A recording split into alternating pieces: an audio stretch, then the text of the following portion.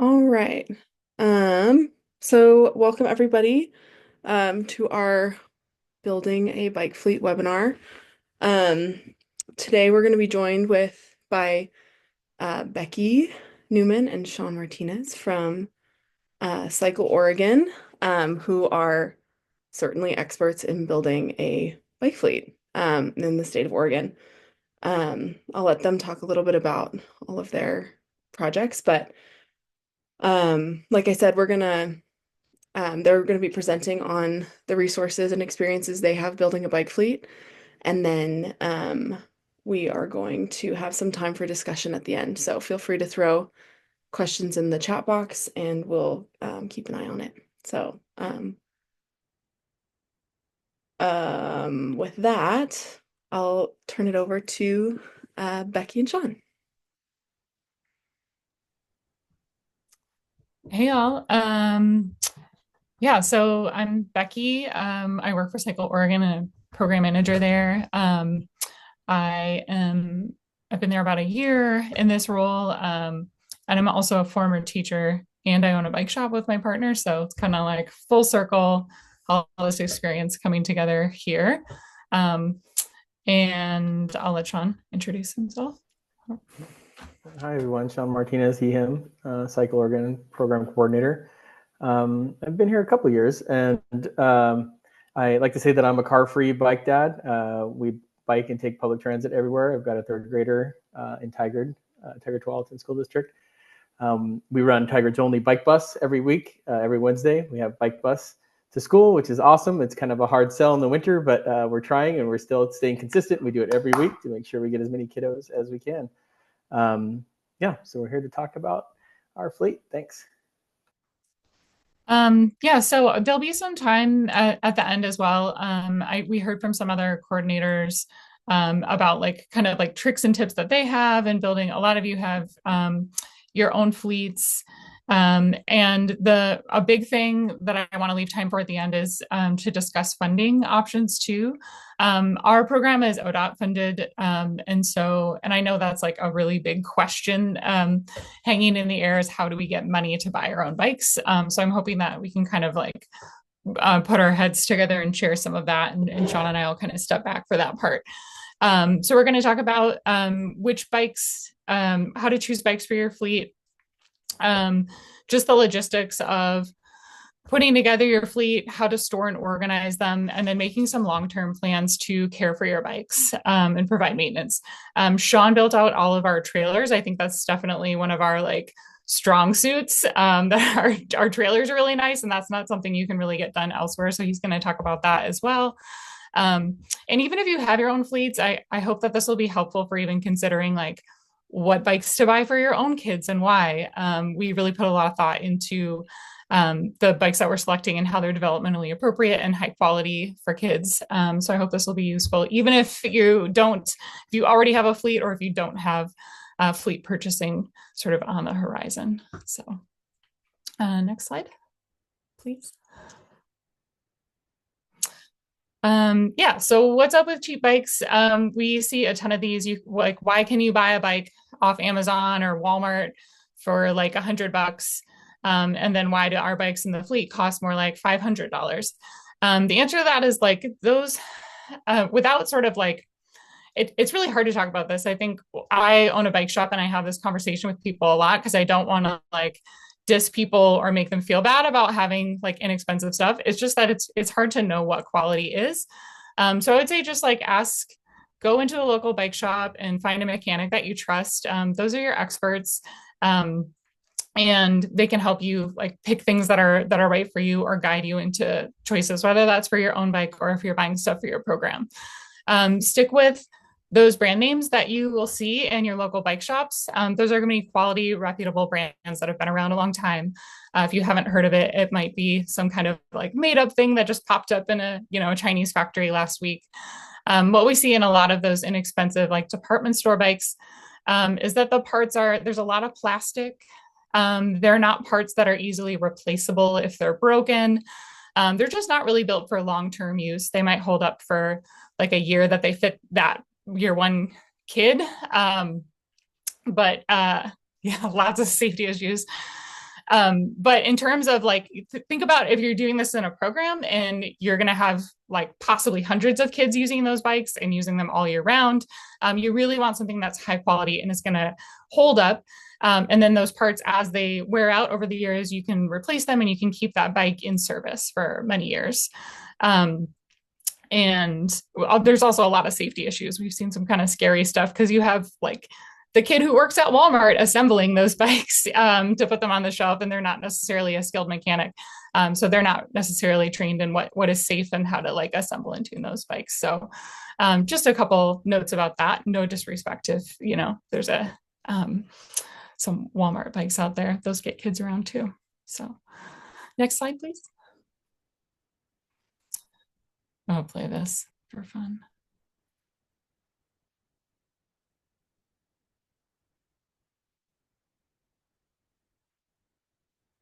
If it'll load.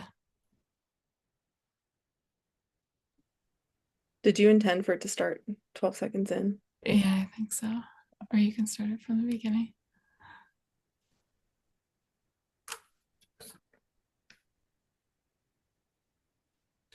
We can skip it if it's not going to load. Okay. It was just for fun. So that was a clip from Napoleon Dynamite where he shows this sweet sledgehammer bike that promptly crashes and is unsafe. So some things to avoid when you're choosing bikes for your fleet. You really don't need suspension. That's what's in the picture, the fork there. That is a feature that is intended for mountain bikes. That's really unnecessary for most road riding, and it's certainly unnecessary for kids just learning in a program. And it's also something that kind of wears out and needs to get serviced or replaced. So it's just one more thing to sort of avoid. Coaster brakes, those are when you're backpedaling to stop your bike rather than brake levers on your handlebar. A lot of kids' brakes, especially in the past, come with a coaster brake. And we don't recommend that because essentially a kid has to learn that skill. If you think about, they're learning to stop themselves. That's like the most important part of controlling your bike and learning bike safety by pedaling backwards. And then they have to undo that learning when they get to a larger size bike, which most adult bikes will have handbrakes on them. So if you can find kid-size bikes that have handbrakes and start learning that from day one and carrying through your program as kids grow, that's great. That's how we do things at Cycle Oregon. From day one, even our little balance bikes for the kinders have handbrakes on them. We don't do training wheels. There's a lot of more recent research that indicates kids learn a lot faster without training wheels. We can talk more about that later, but I'm sure a lot of you have seen that in action. And we say, I know it's tempting to maybe take on donated bikes if people are offering things for free, but I would say avoid that. You're going to end up with piecemeal a bunch of different stuff, and it's just going to be really frustrating for the teachers and for yourselves because those features are not consistent across your fleet of bikes. You want to have, if everyone has handbrakes or everyone has shifting or gears, have those features be as consistent as possible so the instructor can say, this is how we brake, and everyone can learn those things together. Next slide. Yeah. Features that we definitely want in fleet bikes. Like I said, consistent features across a variety of sizes. So you're going to need a couple different sizes in order to accommodate different size kids and different grade levels. But try to make sure you have, like I said, handbrakes and things that are the same across all of those bikes. You definitely want a quick release seat post. That's where that little arrow is.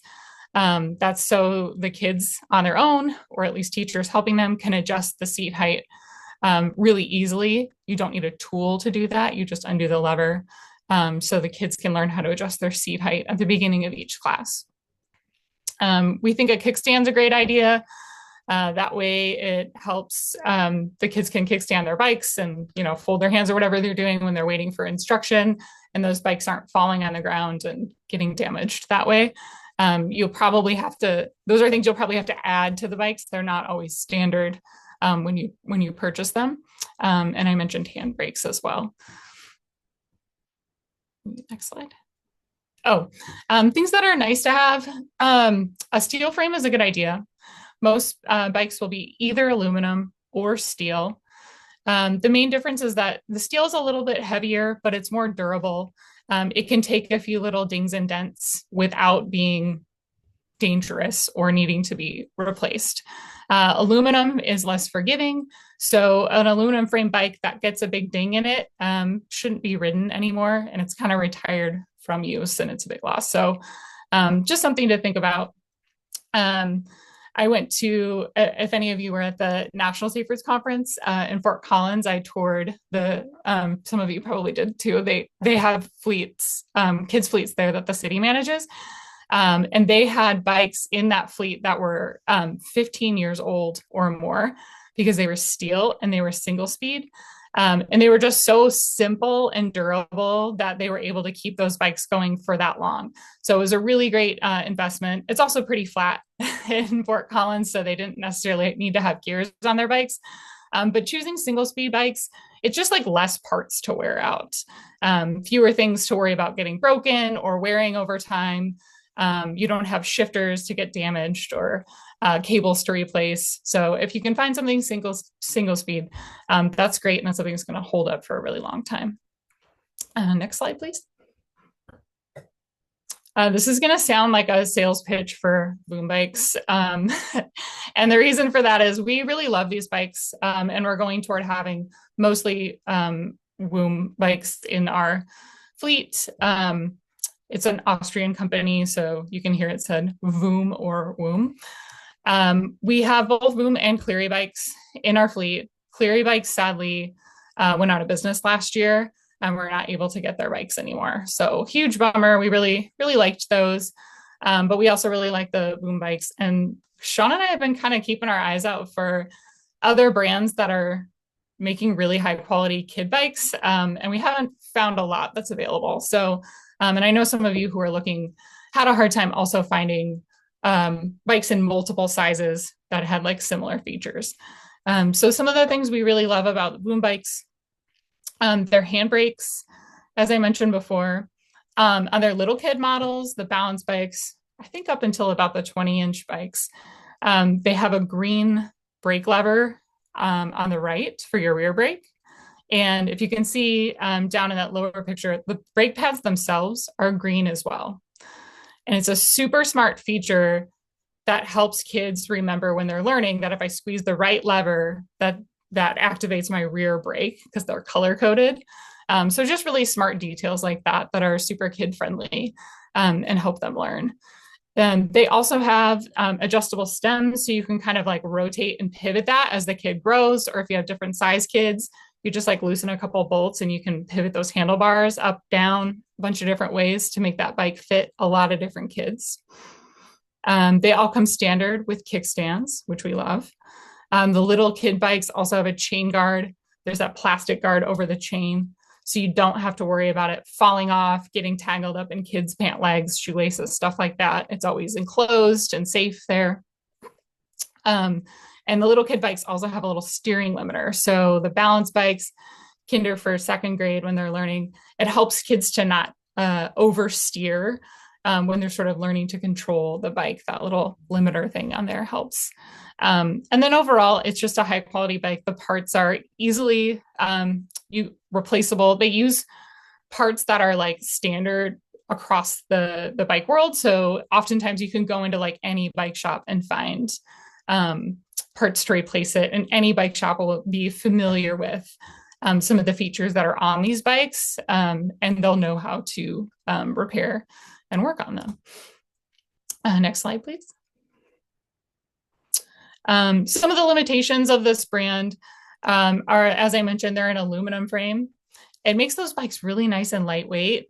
So great if you need to like pick them up and hang them on hooks and stuff. You're doing that all day long. It's great that they're lightweight, but they could get, we haven't had to retire any of these yet, but if that frame gets damaged, we would have to retire that bike, unfortunately. They also have derailleurs on them. Without going like too far into bike nerdery, basically what you should know is an external derailleur. It's just something that it's very sensitive on your bike. If the bike falls over, gets bumped, gets kicked or whatever, it can really screw up all of your pedaling and shifting, and you'll need to get that replaced. So I don't love those on kid bikes. I mean, I'm glad that the kids are getting to learn to shift, but I think kids are kind of hard on gear. And if I had designed these bikes, I would design them without the derailleur. So if you're able to find either single speed or bikes without derailleurs, that would be a plus. Next slide. I just snapshot this from the Voom website. Again, what I really love is the way that they size things. They start from like teeny tiny bikes for kids who are just learning to walk, all the way up to basically seamless into adult size bikes, so into middle school and adulthood. When we talk about the size of bikes, we're talking about the diameter of the wheel. That's how kids' bikes are. Most of you are probably doing, I'm guessing, like third, fourth, fifth grade. That seems to be kind of the target age for bike safety. In that case, you would probably want like 20, 24, and 26-inch bikes. And then I kind of just made like a little, just to give you an idea of sizing about what grade levels would align with those sizes. And again, kids are all sizes, so you always want a range, but just giving you an idea there. Next size. This is pulled directly. We have a fleet purchasing guide as a Safe Routes web. As a Safe Routes resource. I have that linked in the last slide if you all want to read through that. It's a little bit outdated, but it has most of this information in there. But yeah, just giving you an idea. If you're building your fleet, you should have like most of them be medium-ish, sort of the mid-range of what you expect your kids to ride. And then definitely having like 4 or 5 on the smaller end and 4 or 5 on the larger end as well, to create your whole fleet. And just to note that it's always okay to put a kid on a bike that's too small for them when they're learning. You don't want a kid to be on a bike that is way too big for them. That's a little more unsafe, and they could hurt themselves if they stop themselves quickly. So if they're kind of in the middle, it's okay to have them be on a bike that's a little too small. When we build our fleets, we ask you, what is your largest class size? And so we make sure we have enough bikes for that class. If your biggest class is 35, you should have at least 35 bikes, ideally a couple more in case you have some mechanicals. And then if you're trying to do multiple grade levels, you're going to need even more bikes. Your second graders can't use the same bikes as your fifth graders. So just keep that in mind. You might want to limit your grade levels, or depending on how big your class sizes are, adjust your fleet size based on that. And you might want to include an instructor bike too. A lot of teachers don't have their own. We have some that we often throw in or ask if the teacher would like an instructor bike, so they can both demonstrate the drills and they can go on community rides as well. Next slide, please. Do you need special equipment and adaptive bikes? I would say just if you have students with special needs and students with any type of disability, just get as much information as you can. We want to include them whenever possible. Check in with if you have adaptive PE teachers, if you have special ed teachers and their caregivers, see what that kid needs, what are their limitations, and what is a reasonable challenge for them. There's tons of very specific adaptive equipment out there. Shawne and I are researching and working on purchasing a variety of adaptive equipment for our program now, which we hope to be available statewide pretty soon.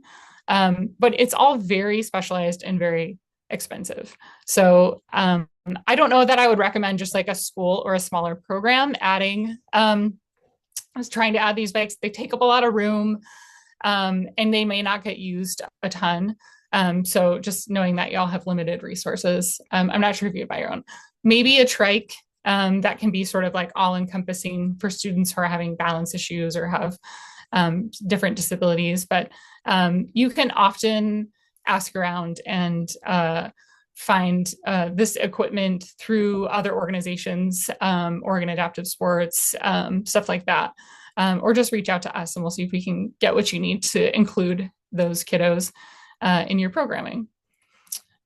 Something I get asked a lot too is, are there bigger balance bikes? All we do is take the pedals off a balance bike. We show you how to do that in our Train the Trainer program. That picture on the left there is from Hillsboro. We had they did a learn to ride after school club there, which was awesome because this was their like third, fourth, fifth grade kiddos who didn't know how to ride. And we just took the pedals off, and those kids are just using those as balance bikes, putting their feet on the ground. And then when they got confident with the balancing, we put the pedals back on. It was seamless. They started pedaling that way. So you don't need to buy. They do make some balance bikes that are for bigger kids and adults, but then you have a different piece of equipment, essentially. I think it's best to just take the pedals off and on.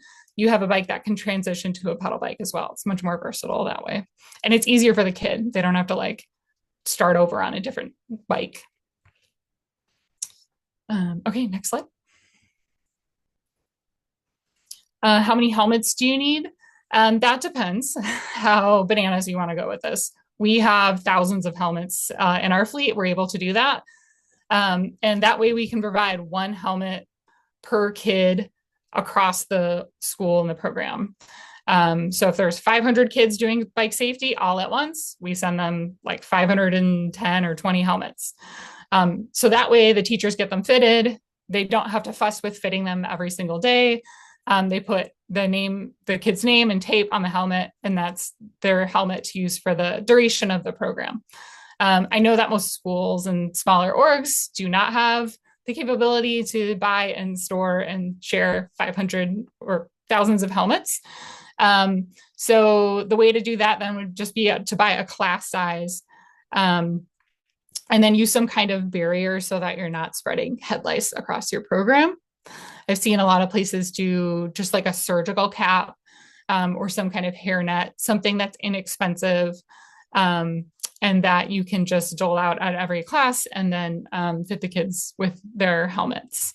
And make sure that you have, again, a size range. Most of them are medium, and then you have 5 to 10 larger and smaller helmets. And then I would also recommend purchasing universal helmets. Those usually have a wider size range, and they're a little less expensive. Next slide. Oh, there's a little surgical cap. So purchasing your bikes. This is a question we've gotten a lot to. Voom and some other brands do like some direct to consumer, so you can just go on their website and buy them.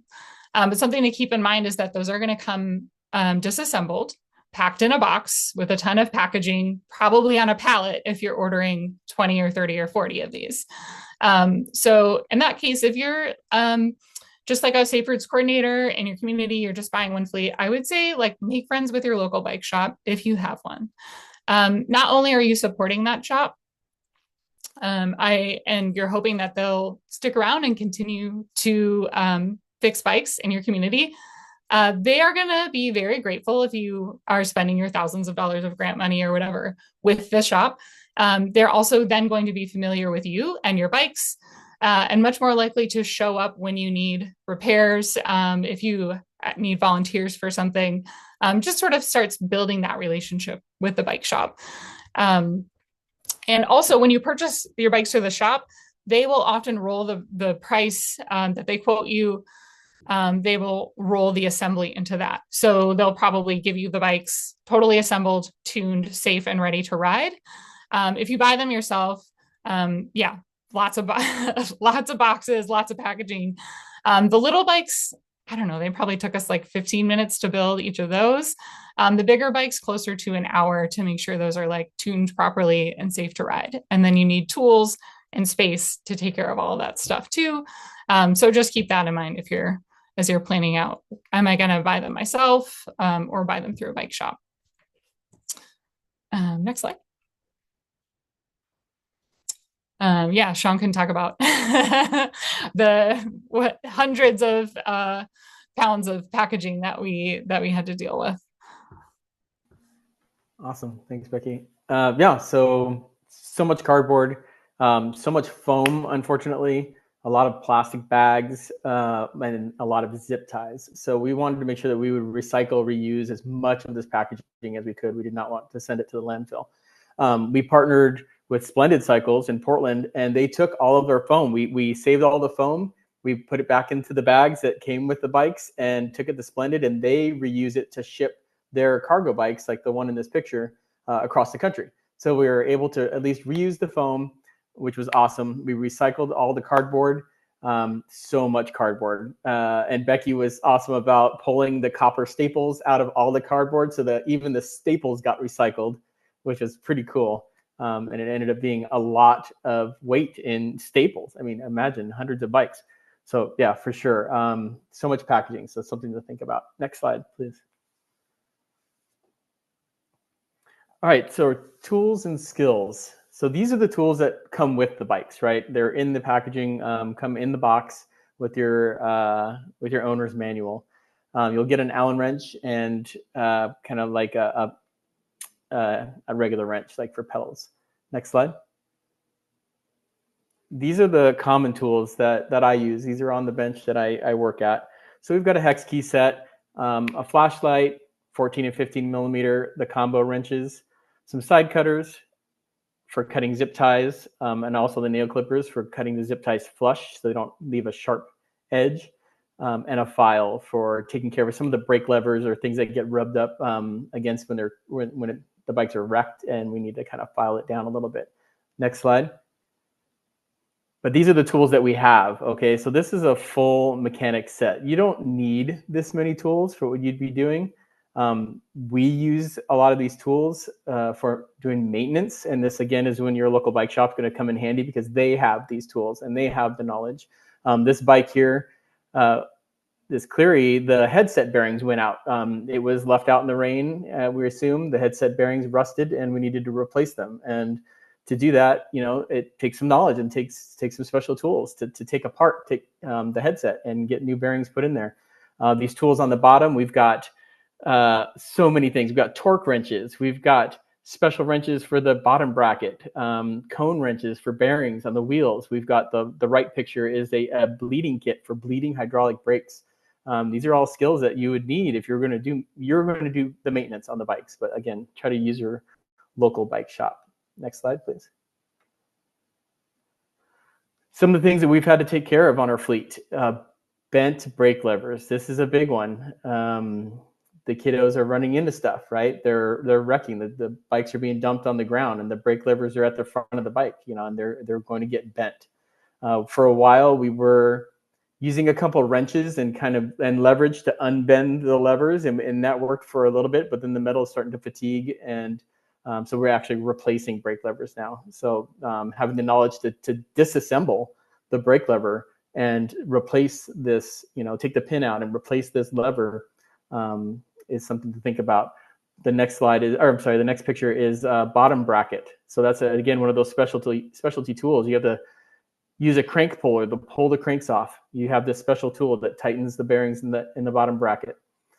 Flat tires, of course, you're going to deal with that, right? And again, when we're talking about this particular bike, has an internally geared hub, so you have to know how to disassemble this. Like you have to take this off and release the cable, slide the whole hub off to get to the tube, to replace the tube. Unfortunate thing that we had happen with Cleary was that we had almost all of the brakes had a manufacturer defect, and we had to replace them all. And it was all under warranty. They sent us the parts, but we had to replace hundreds of sets of brakes on the Cleary bikes due to like a metal contamination. There was some metal in the machining process. They left some metal in the reservoir and it got to the system. So again, things to think about. Who's going to be working on these bikes? Is it going to be you? Is it going to be some volunteers, or the bike shop? Next slide, please. Oh, this one's for Becky. Yeah, so just also a thought of keeping your equipment organized, allocating space to store it and keep it safe and in good condition. When you purchase your bikes, you should record the serial numbers. And we have a little more sophisticated system just because we have, like I said, hundreds of bikes. But even if you just have like a fleet of maybe 30, I would certainly number them or name them somehow, and then at least have a simple spreadsheet detailing what's in there. That way, if something goes missing, you have at least a serial number and some way to kind of look for it or track it down. For helmets, those have, I think the industry says, a 5-year expiration date. So I would record when you purchase your helmets, the purchase date. They should be retired if they ever get dented, and or when they reach that 5-year mark. So just a good idea to have records of those things. The picture on the left is how we store our helmets. We put 10 per bag. We number the bags. And then there's, on the other side of the tag, there's some details about like the size and color. So it's easy for the teachers to kind of sort them back into the way that they're organized. Next slide.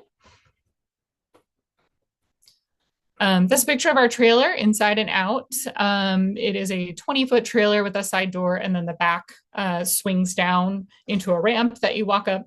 And then the inside, there's hooks on either side where we hang the bikes. There are about 40 hooks in our trailers. That's kind of built around the idea that class sizes are around 30 kids, and that allows you to have some bigger and smaller sizes in there too. That trailer is super jam-packed. I wouldn't recommend filling it. I think we put like 50 bikes in there for a big school, but yeah, that's typically what ours look like. Next slide. And then Shawne, like I said, did all of the build out inside. That's not something you can just like ask for at the trailer depot or whatever. It's a very custom job. So I'll let Shawne talk about how we did that. Awesome. So yeah, through trial and error, we discovered that the metal studs. So if you look at the first picture on the left, you see some metal studs running across the ceiling and kind of dropping down on the walls. Those studs actually do not continue to the floor. They're in a different position. And so through trial and error, we found out that that's not where the studs are located in the wall, and the hooks had pulled out of the wall. It's just like 3/8 plywood, and it's not enough to support the weight of the bikes going down the road.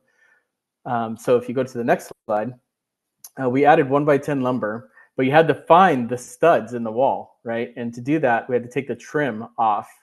And then that exposed these gaps where you could actually see the fasteners that were hidden under the trim, and then the metal studs. So now we know where the studs are in the wall, use a pencil and a straight edge to mark them, lay out lines where we can then attach the 1x10s to the studs, and then the bike racks to the 1x10 and the plywood. So it gives you that much more bite of lumber for the hooks to support the weight of the bike. And like Becky mentioned earlier, the bikes can fall off the hooks too. There's some very bumpy roads between here and like the coast, and when we hit that at speed in the trailer, we can bump some of the bikes off of the racks, unfortunately, and they can get damaged, but they usually stay on the hooks. Next slide, please. Trailer security. So something that we think about all the time. People are concerned that someone in the neighborhood is going to take the trailer, right? So a high quality tongue lock. These are awesome tongue locks. It's got a puck lock built into it. You loop the chains into it, so it's protecting the tongue. The receiver, the chains are all protected in there. So we have a high quality tongue lock, another high quality wheel lock that actually blocks the lug nuts. So you see some wheel locks that are just like a clamp, and they kind of clamp around the tire and just stay to the side. But someone could just take a lug wrench and take the wheel off and put another wheel on, and now they have your trailer, right? So it has to be one like in the picture that blocks the lug nuts from being removed. That way it's not easily defeated. And then get a guard dog too, just in case. That's one of our shop dog.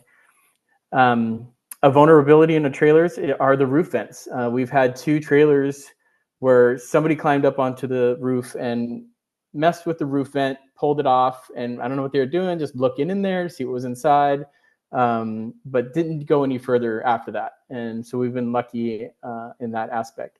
But just to make sure you know, like any lock can be defeated. And even these trailers, they're just built out of super thin aluminum, right? You could just use a can opener and cut through the side of the trailer and gain access to it, right? I mean, it's not the most secure thing, but out of sight, out of mind. And most people don't even think that about the construction quality of the trailer. So High quality locks, put it in a place that has a camera, maybe behind a locked gate.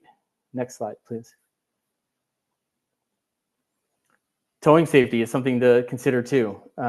We have a 2 5/16 ball that's required on all of our trailers. Oh, except for our smallest one, takes a 2-inch ball. So we use this receiver hitch that has the option of flipping over for 2 5/16 or a 2-inch. And then you need to also think about the shank size that actually slips into the receiver of the towing vehicle. The newer trucks now are coming with a 2.5-inch receiver, which is really weird to me that we've decided to change this and make this another option, but it has a higher weight capacity. So some of the like 3/4 ton pickups, they have a larger receiver. So you got to think about that. If you're going to have other people towing vehicles, you need to have the right ball and receiver and right hitch. Tow vehicle size. This is pretty important. So in the past, we've tried to rent like a 1/2 ton truck to tow our trailers. It's doable. It's within the safety limits of the weight of the trailer for that truck to tow. But man, you can really tell the difference. Like if you're being passed on the freeway by a semi in a 1/2 ton truck while you're towing a 20-foot trailer, it kind of blows you around in the lane, right? And you got to recenter. Now we rent 3/4 ton trucks, which is the next level up, like a Dodge Ram or like a 2500. And it has a diesel engine versus gas. So it's got, more power, and often it has an engine brake. Like it's got an exhaust brake, which comes in really handy when we're towing over the mountains. You could set the cruise control, set the exhaust brake. The truck will maintain speed on the downhill, usually without even have to touch the brakes, which is really nice. So something to think about as you're towing vehicle. We've seen some volunteers come to help out and try to tow some trailers, and maybe their vehicle might in the book said that it could haul that much weight, but it was not a very good situation, and they probably need to have a bigger vehicle to tow. Next slide, please. Trailer maintenance. I'm not going to go through all these, but these are things to check every trip. You're going to have daily inspection, monthly inspection, annual inspection. These are things you need to think about. If you're going to own the trailer, then you're going to be owning the maintenance as well, right? And you need to either have someone that's competent and has the tools to do this, or you're going to pay someone like a trailer manufacturer to do the maintenance, every quarter or every year. Next slide. And this one's back to Becky. Some other things that you want to think about with taking care of your bikes and maintaining them. This is some stuff that we include with every fleet.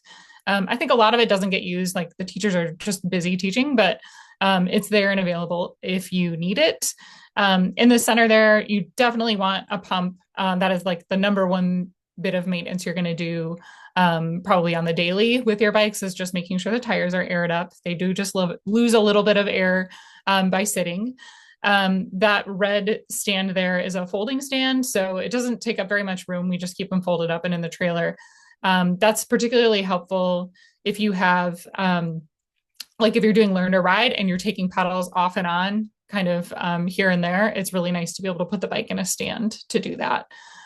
Just some other simple hand tools, stuff for like fixing a flat or making little adjustments to the seat height or something like that. We store all of our cones, stop signs, stuff like that, our other supplies for running the bike safety drills in that little plastic drawer thing that's also kept inside the trailer. You might want to consider, if you're going to take your kids out in the community, riding around the neighborhood or something, having a class set of high-vis vests so that you can really keep track of your group and everyone is really, really visible and safe. Some programs pull all the bikes out of the trailer, and then maybe you're leaving them outside all day for each class. You can get really big, like 30-foot cables and lock them together. That's not I wouldn't leave them overnight that way, but it just kind of makes sure that none of them wander off. It's sort of a minimum security effort. If you're just locking it up, say for lunchtime or between classes, and you can leave the bikes out and not have to reload them and hang them on the hooks inside the trailer. The top right there is a disinfectant sports gear cleaner that can be helpful for the helmets, particularly if you're bringing them from one school to the next, and they're going to get reused. You can sanitize them in between. You can also just let your helmet sit for a week, and there's not any risk of spreading head lice after a couple of days of just sitting and not being on someone's head. Next slide. Oh, this will just kind of click through all the little things. Okay, fleet maintenance.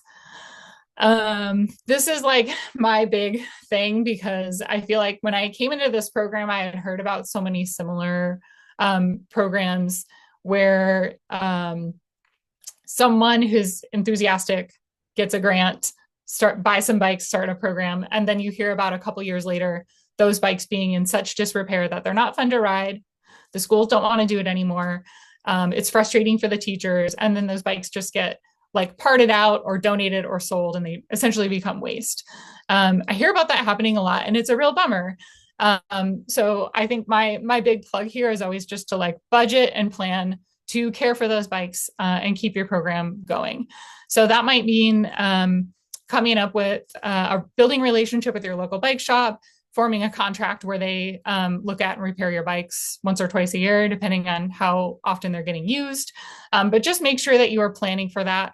If you have grant money that you're using to purchase your bikes, make sure you've got money set aside to also repair those bikes, whether that's yourself or hiring someone to work on them or contracting that out with a bike shop.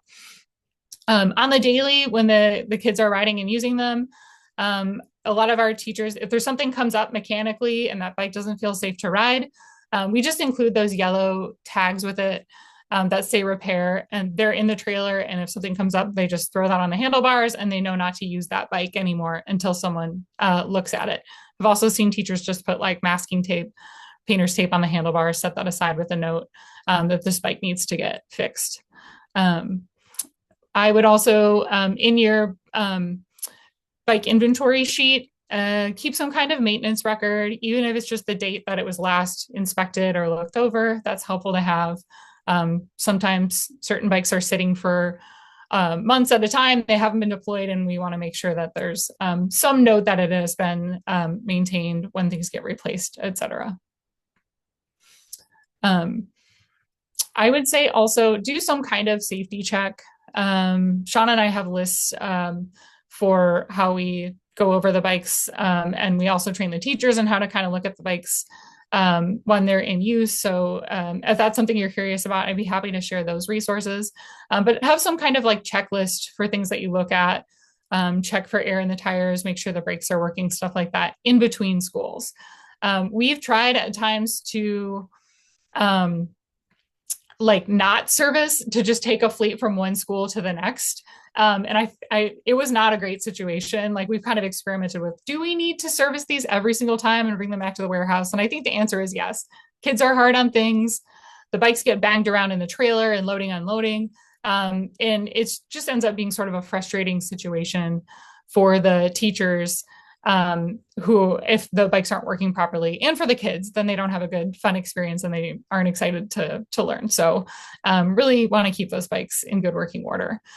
Some things you can do on your own, definitely, just like I said, airing up the tires, lubing the chains, doing some quick little adjustments, getting familiar with your bikes, so you know when it's something simple you can fix yourself, or if you need to go to a bike shop and have a professional look at it. Some figures I saw, like $100 a year per bike annually. That is about like a really basic tune-up with no parts replacement, like shop rate. You might be able to negotiate, like I have 30 bikes and you're going to look at them all at once, and some of them don't mean, and negotiate that lower. But I would say if you're like building out a budget, put that money in annually. And that's, again, very dependent on, do you have maybe some volunteers or some people on your staff who are bike knowledgeable and can look over your bikes. But yeah, I would try to set that money aside at least. My other little plug as a bike shop owner and a person who's very familiar with mechanics, they are chronically underpaid and undervalued. And during the most busy really stressful times, peaks, spring and summer, they are asked the most to volunteer for community events, to fix their friends' bikes for free, et cetera, et cetera. So just my little plug is to value your bike mechanic. Please don't ask them to do things for free. It's different if they're like maybe a retired person who really has the means to volunteer their time and skills. But just make sure that you're paying people properly for their skills and not asking for too much. And really valuing their expertise and their skills. And like Shawne mentioned, your trailer is going to need maintenance too. So just keep that in mind. Checking pressure on that, air pressure on your tires, maybe taking it to a shop once a year. And I already talked about helmet replacement. So yes, Katrina, $100 per bike. Yes. And then just the total cost of a fleet. This is really rough. We built most of our fleets out a couple of years ago, so I'm sure these prices have increased. But those bikes are about $500 each. I would say that's an average. The hooks that we use are pretty high quality. In addition to the lumber, that ends up being another like $500 to $1,000. And then keep in mind, are you going to do this yourself, or do you need to contract that labor out? Do you have the time and space and skills for all of that as well? So looking at about $30,000 for your supplies, bikes. I guess I didn't even put helmets in here, but yeah, those are the basics. Yeah, and then we have time left. I just wanted to open it up to others to discuss like how they funded their fleet. We can field some questions. And then, like I said, on the Oregon Safe Routes website, there's a link there to that bike fleet purchasing guide that has all this information plus more details.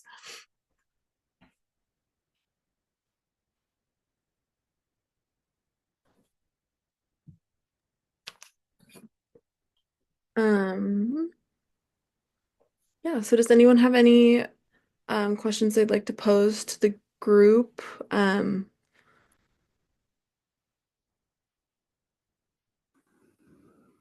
Yeah, Nicole. Hey there, can you hear me? Yeah. Thank you. Is that helmet 5-year rule across the board on all helmets? Just curious. I know that's the industry standard for bike helmets. I don't think a helmet, personally, I don't think a helmet is unsafe. After 5 years, it's not like it crosses this magic line. I would say just like inspect your helmets every so often, make sure there's no big dents in them and stuff. I don't know if the industry is if they're just trying to sell more more helmets, or I don't know. Ours get enough use. I think they probably get thrown away after a year or two anyway, to be honest. But yeah, so it's a good guideline to have. Lara, did you want to chime in?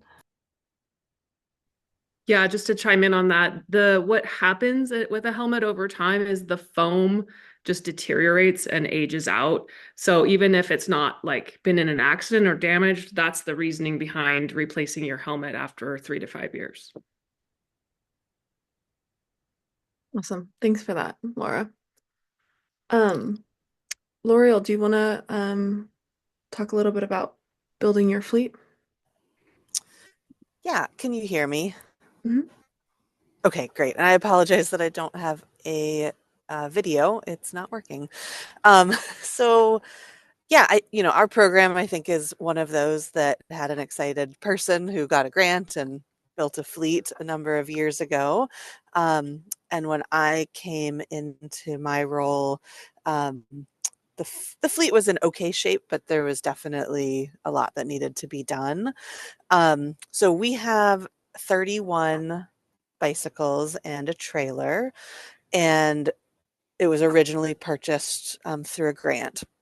And when I came in, I'm not a bike mechanic, and so I wanted to figure out how to have our fleet be a little bit more sustainable if someone in this role is not a mechanic. And I partnered with a local bike shop, and I actually ended up replacing 20 of our bikes this year that just they were not in great shape, and it made more sense for us to get new bikes. I did end up donating the 20 bikes that I replaced. And part of the reason I wanted to have a good relationship with the bike shop so that they could, you know, I'm going to bring them in every year to get regular maintenance, which is, I think, going to be a really good shift for our program. The bikes that we purchased it was actually really hard to find bikes. I think they're all the 24-inch size. And we originally were just going to kind of buy the same bikes we had before, which were Giants. But Giant was not selling that size kids bikes anymore, at least to the shop I was purchasing.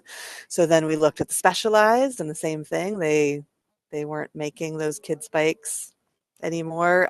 We were told there, you know, possible tariff issues, that a lot of bike makers are, you know, kids bikes are less profitable, and so they were considering not making them.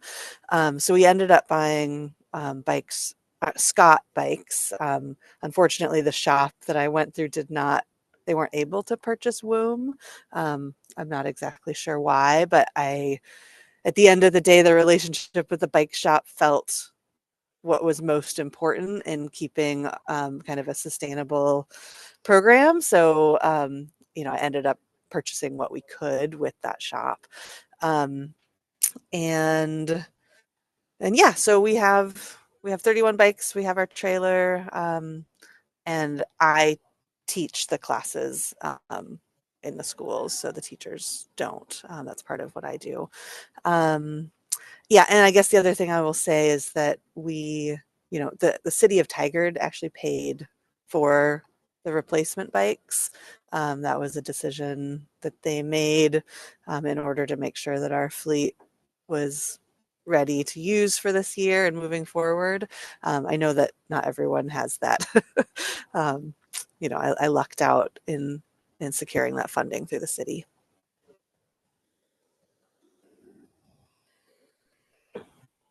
So thank you for sharing that.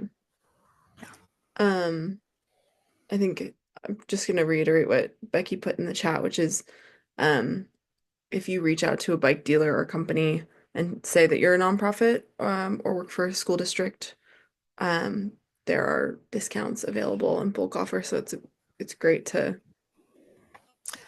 Yeah, and I'll say that the bike shop that I worked with did give us pretty significant discounts on the bikes that we purchased, which was fantastic. Awesome. June has a question for you, L'Oreal.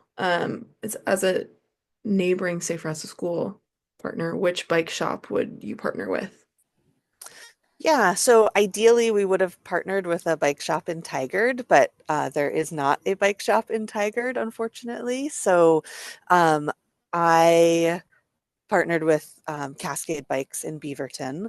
Um, and I talked to a few different bike shops, and you know, they were the ones that were kind of most able to meet our needs in terms of bikes that we wanted to purchase, and being able to do a once a year tune up and maintenance on the bikes. They had the capacity for that and were interested in partnering. So yeah, they met our needs for that.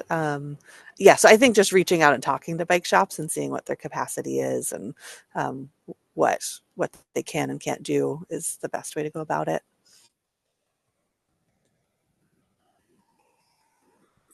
Thank you. With just a few minutes left, does anyone have any other questions or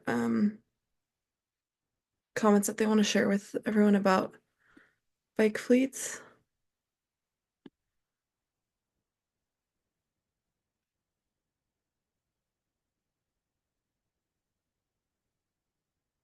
Okay. Oh,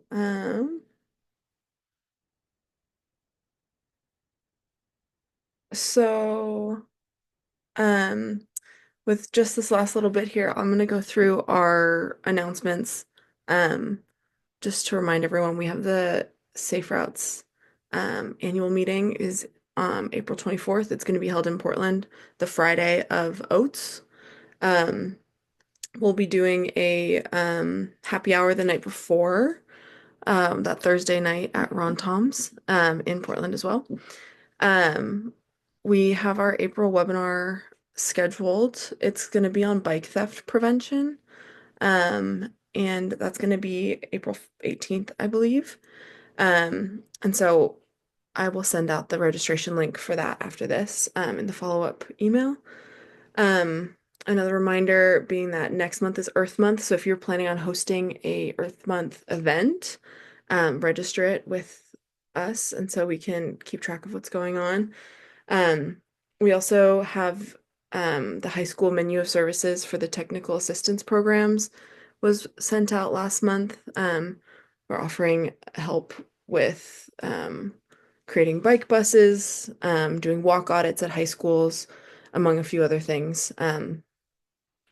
And then we also have the high school video contest out right now for high school students to participate in, which I'll send out a little blurb about that in the follow-up email as well. So you all can learn more about that there. I know that we're coming to the end of our time here, so I don't want to take up too much extra, but yeah, thank you all for being here. Thank you, Becky and Shawne, for presenting. That was great. So much great information. And I'll make sure to link the guide that Becky mentioned at the end of the presentation in the follow-up email, so you all can take a look at that as well. So have a great rest of your day, and thanks everyone for being here.